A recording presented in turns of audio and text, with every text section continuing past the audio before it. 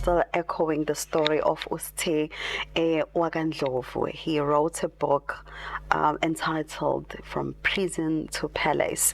You can find it. I think he's going to tell us more about that, but here's the book. I read all of it.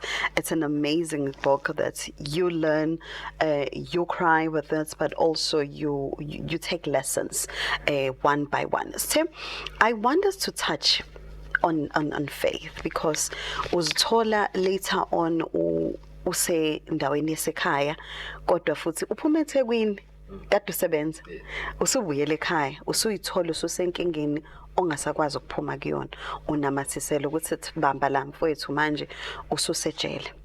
But I role edlalwe kuwena inkolo ingakanani ngenkathi lapha?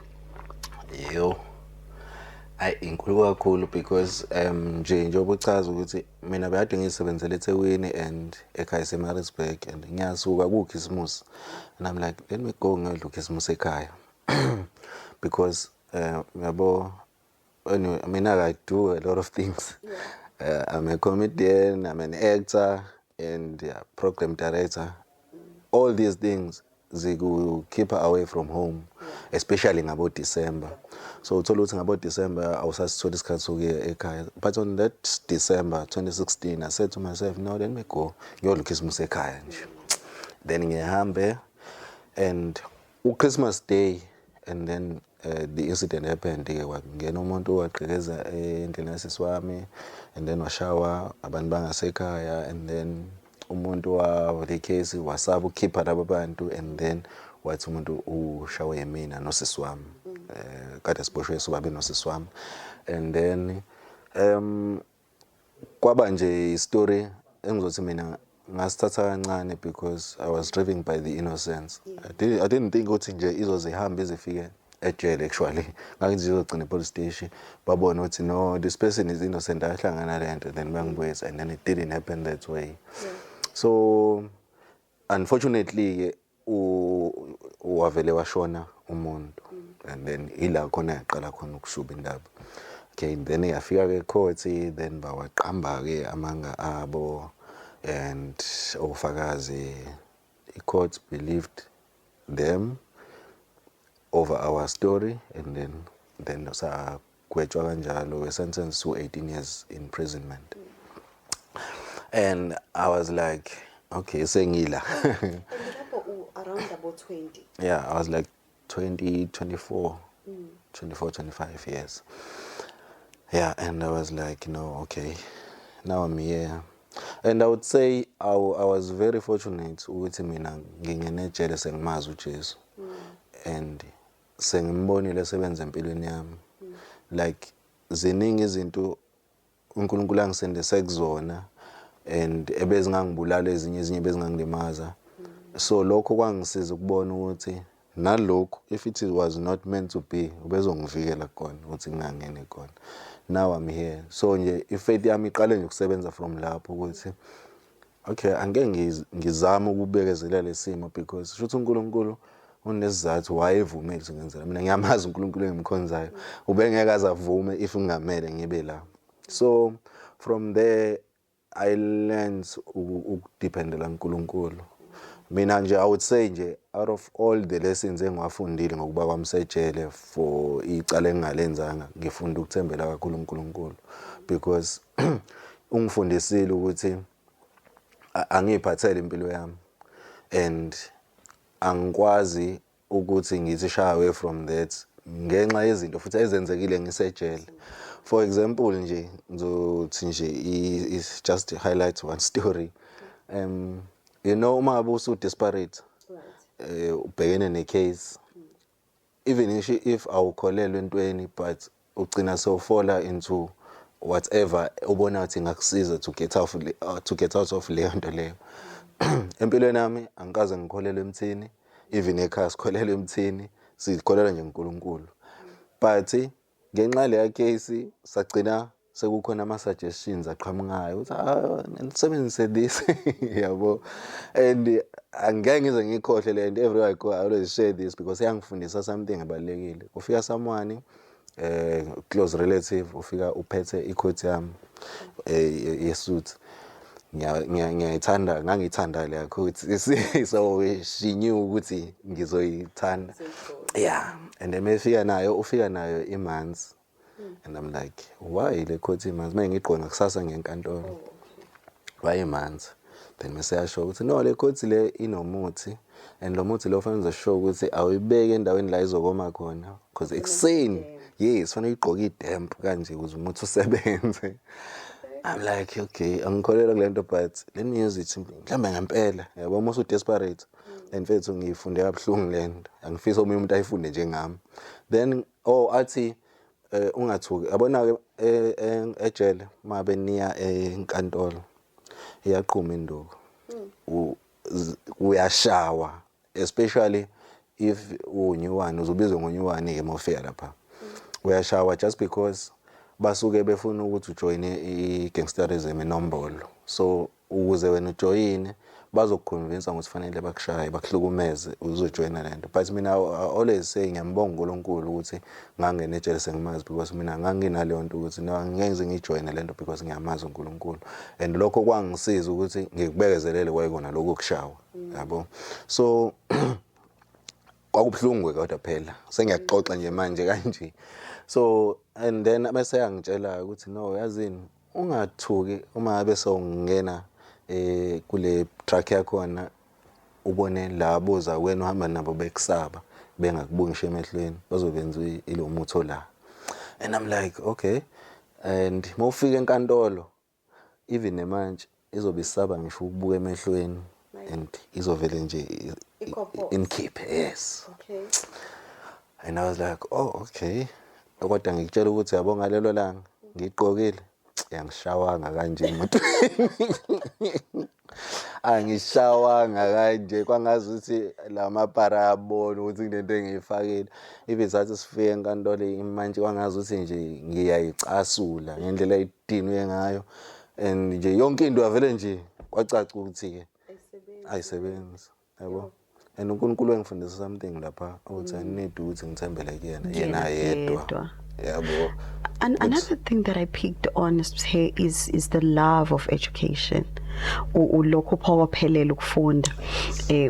Ushilo kade uka matric uzobhala ngakusasa wanenkinga kodwa waphusha wahamba wayobhala.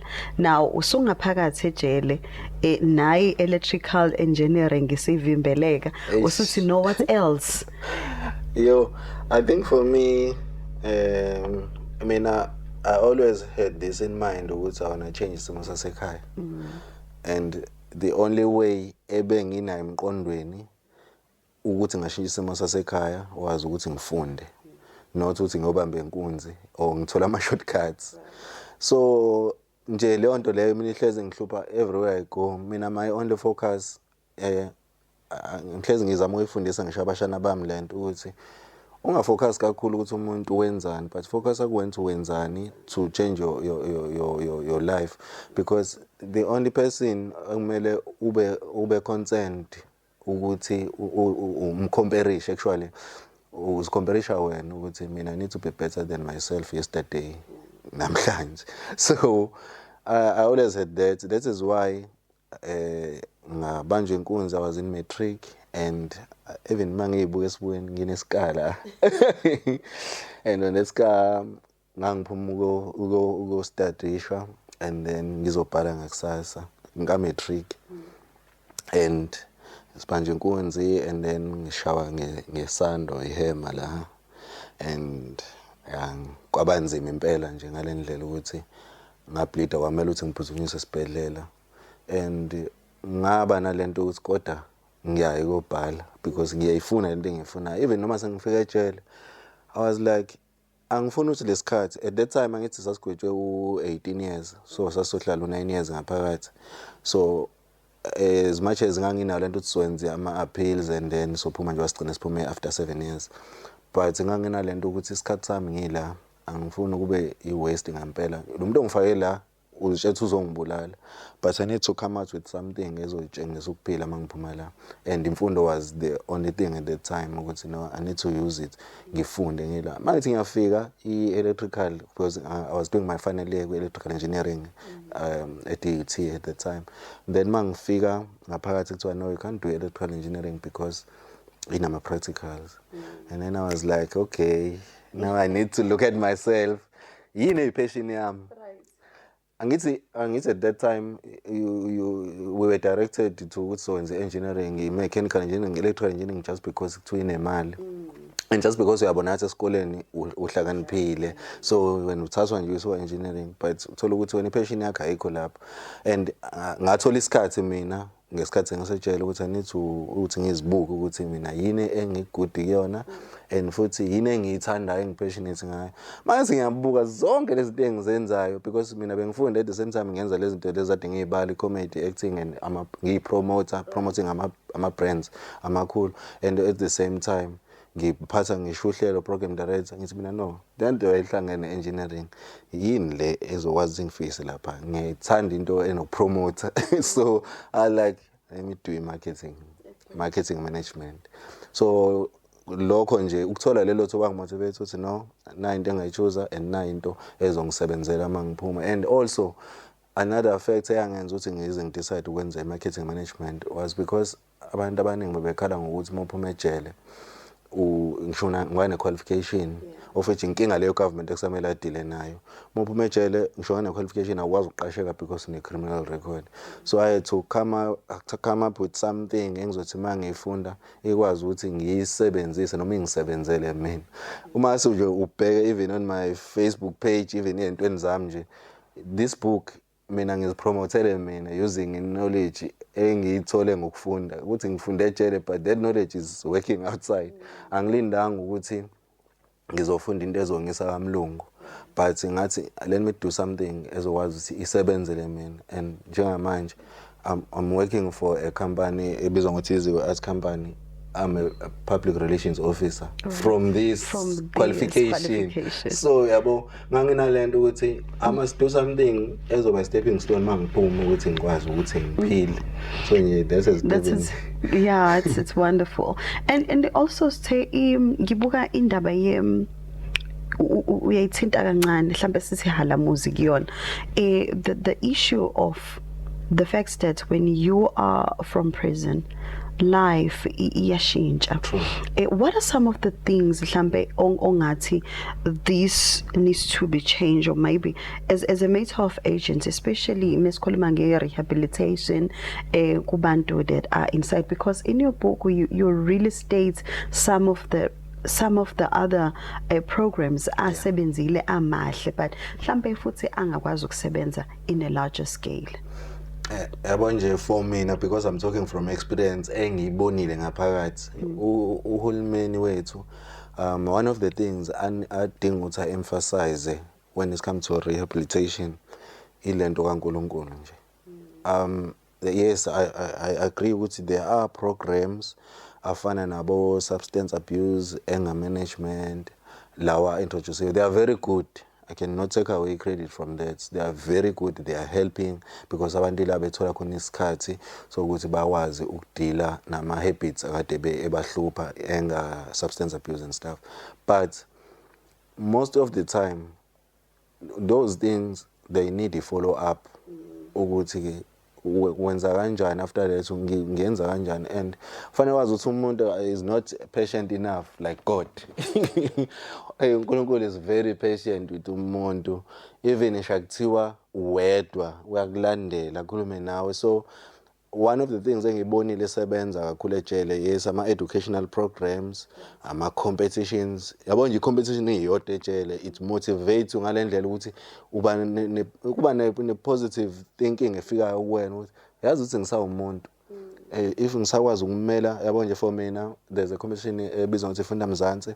It's for reading and a book review, spelling and debate.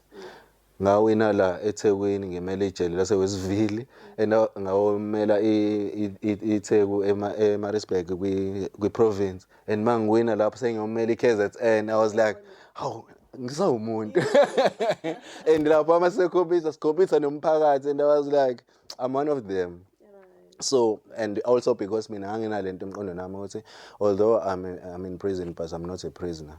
Even ishatho jele bafika bathi yaziboshwa, mina angisho ngithi hayi mina baba ngisona isiboshwa.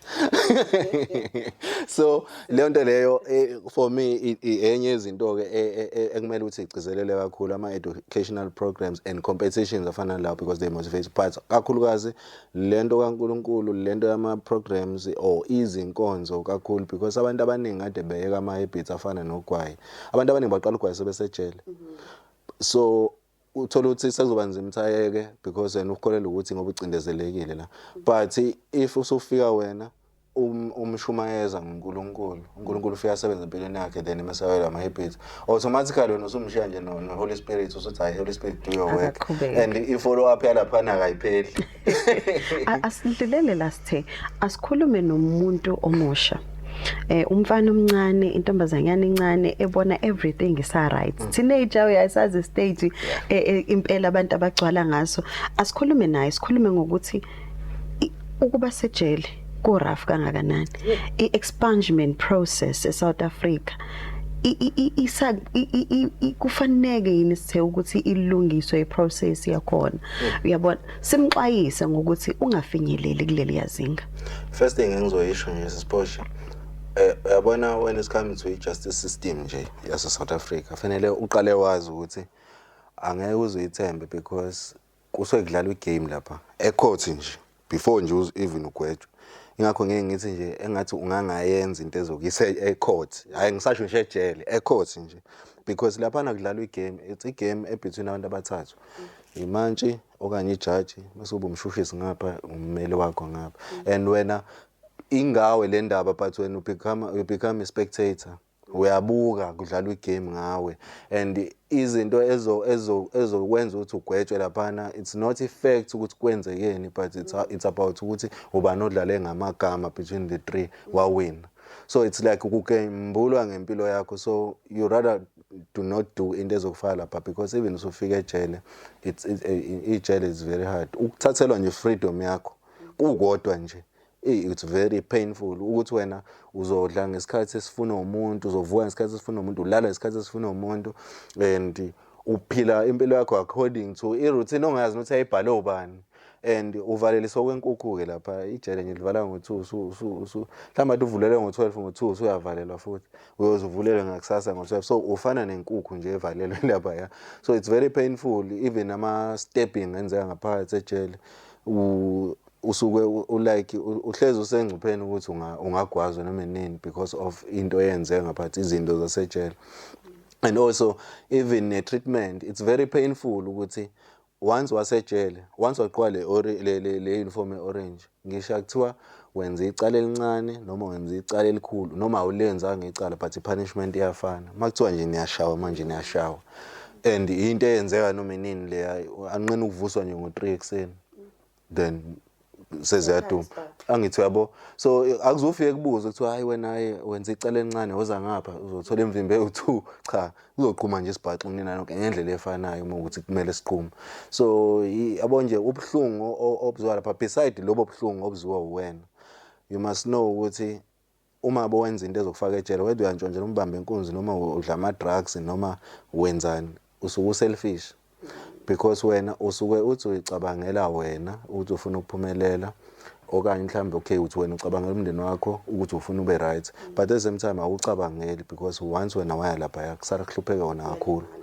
And mina if I can tell you from my family experience, ifamily yami ilimale kakhulu ngokuhamba kwami nosisi wami siyejele because instead ukuthi kufanele bekuhlanganiswe imali to take our family forward, kumele kuhlanganiswe imali ukuthi kubhekwe labantu abasejele.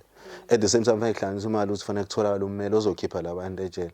So impilo yomndeni yonke igcina seyimile ngenxa yakho usejele. So abantu abayinaka lento, fana futhi nalento leyo ukuthi uyofakaza amanga ngomuntu, like in our case like lo muntu owafakaza amanga aka understand ukuthi if I was not this person I am, angithi manje ngabe ngibhizi ngiyamzingela ngifuna ukumbulala, if womunye umuntu mhlawumbe ngagcina ukubulala yena ngibulala ifamily yakhe just ukuzwisa yena ubuhlungu.